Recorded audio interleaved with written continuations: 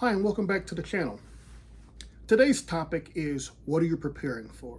So before we take our deep dive, I want to make one thing abundantly clear about preparations and plans and being ready for things. You can't prepare for everything. Some events are simply too vast. They affect too many people all at the same time, and they would require the resources of an entire nation. So what am I talking about? Let's say Mount Rainier, if Mount Rainier decides to blow its top. That would be the type of event you want to get out of the way for. Customarily, for volcanic eruptions, evacuations are in order.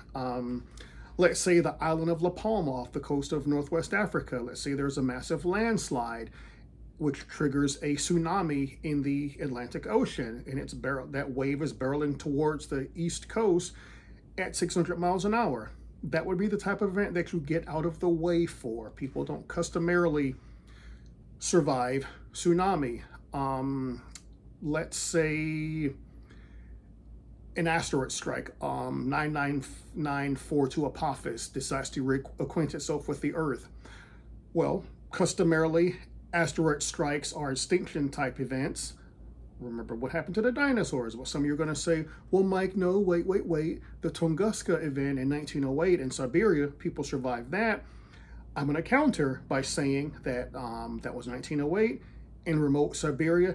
Not a lot of people lived there then. Not a lot of people live there now. But I digress. I wanted to just make the point that you can't prepare for everything. However, to the extent that you can prepare for events, you should. So what are you preparing for?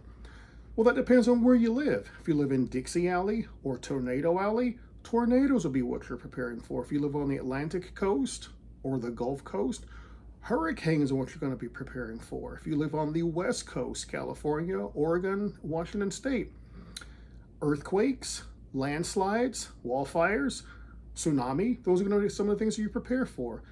Here in the Midwest, tornadoes, earthquakes, weather events, extreme heat, extreme cold. Texas, the Great Texas Freeze, that was a thing. So yeah, you want to do your best to prepare for what you can prepare for. And we're not going to get into climate change. Whatever your beliefs are, I'm not asking. I just want to state that look at what is happening, and you want to base your plans on what you see happening in your area or what is projected as being likely or possible in your area. Okay, so now that we know you can't prepare for everything and that you can prepare for some things, how do you go about doing that? Well, you want to take a deep dive into your personal situation. I call that a hazard analysis. You want to first look at what hazards are likely in your area. The next thing you want to look at is your specific living situation. Do you have a special needs child or a special needs parent? Do you have elderly parents whom you care for? Are you elderly? Are you on a fixed income?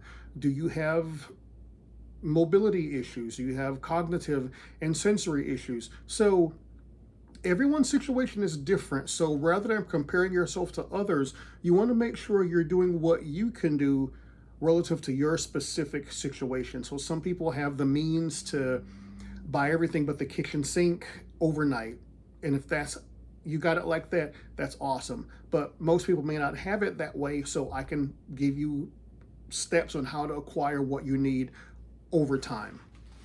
So as I said, you want to make sure your plans reflect how you live on a daily basis. So that means, how much toilet paper do you use? How much milk do you drink? If you smoke, how many packs of cigarettes do you smoke? If you drink, how many six packs do you drink?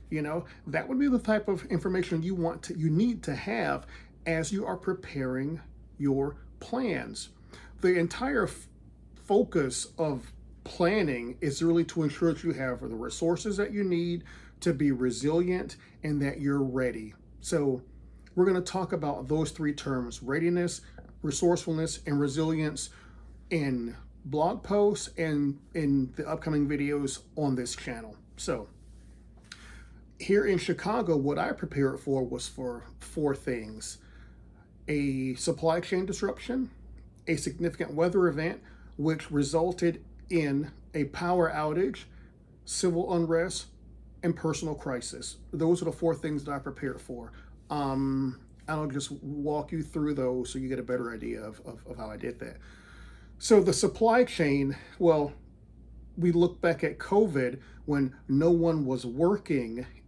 And since no one was working in manufacturing and in distribution, things were pretty much sitting in the warehouses and in distribution centers, and the shelves were empty at the stores. So toilet paper, hand sanitizer, soap, all comes to mind as things that people were lacking but couldn't get at the onset of the pandemic due to panic. By the way, I can tell you that careful, focused planning goes a long way to mitigating the panic.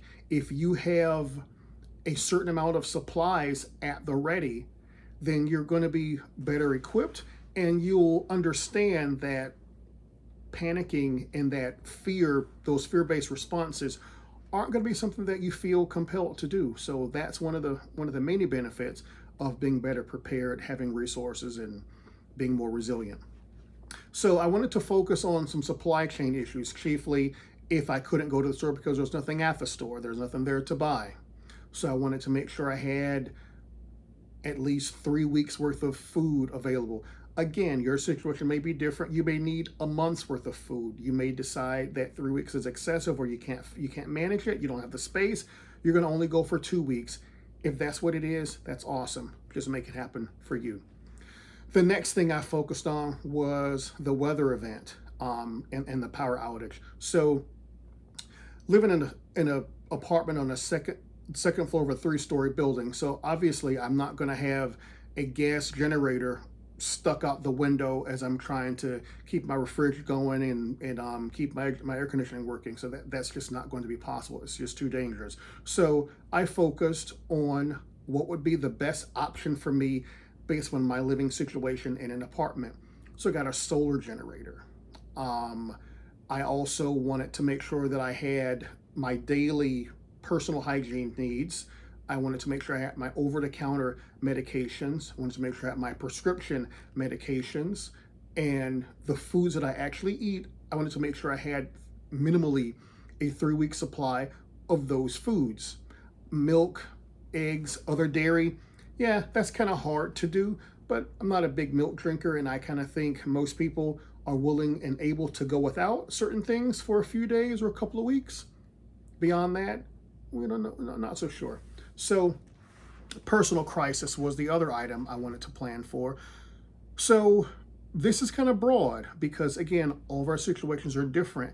My assumption was that, let's say I lose my job and I don't have a means of buying food because I have no money because I don't have a job.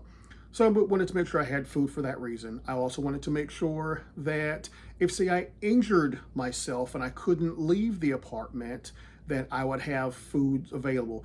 Chiefly some things that would require minimal to no cooking, MREs, crackers, chips. I'm going to talk about the different types of food you want to have in an upcoming video, so I'm going to just leave it right there. Also make sure I had some MREs at the ready. And finally, civil unrest. Now that's, again, a big one. That could be any number of things. We saw a few years back the social justice protests following the George Floyd incident, and the Charlotte, Virginia alt-right rally. Lots of emotions and lots of people acting out and expressing themselves following events such as this. So I wanted to have a plan in place to address those types of things. So what I did might look different from what you did. In fact, it will. Me being a single male, you may have, as I stated, a family, an extended family. You may have